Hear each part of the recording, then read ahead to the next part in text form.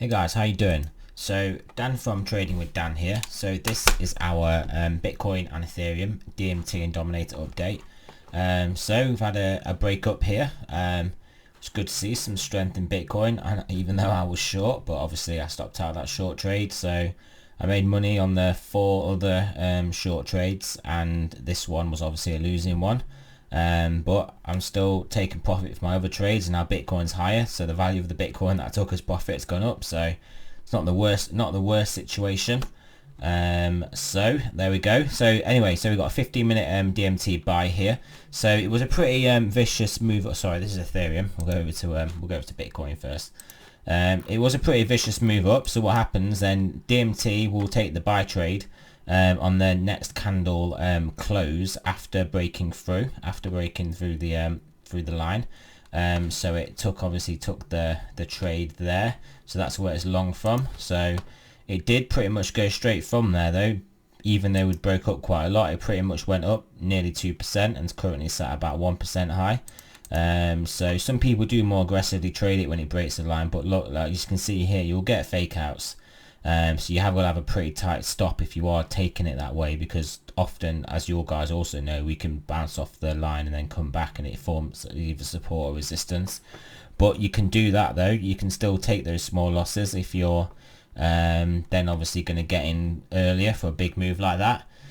So you can still play it that way. The 25-minute Dominator still in that buy trade.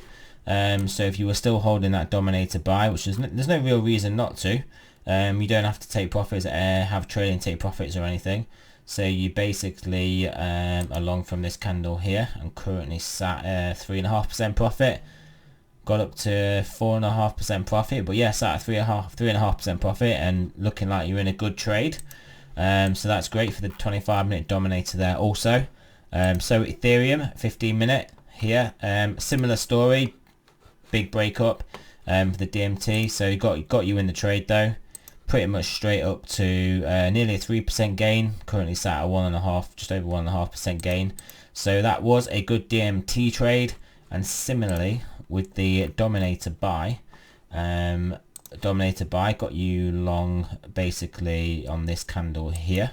We did look at this yesterday, came down about 1%, but went up to 7.25 and currently sat at 6%. So that's obviously a great trade as well.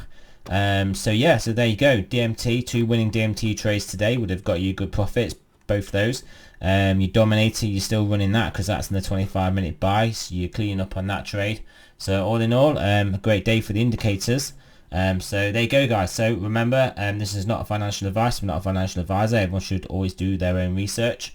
And yeah, so I'm currently flat, no positions on now. No positions on, just sat waiting to see what the next move is. Because obviously we've got some big resistance around 7,200 to 7,000, say 300-ish, 400 level maybe.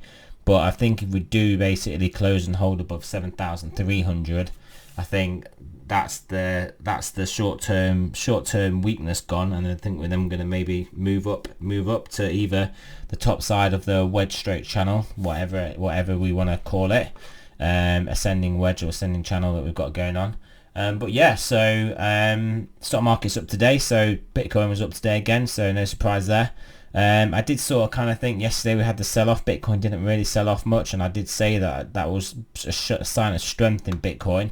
So when you do see markets don't sell off when you see Bitcoin not sell off when the stock market goes down, you kind of expect it to then have a good rally when stock markets go up, which is basically exactly what it did.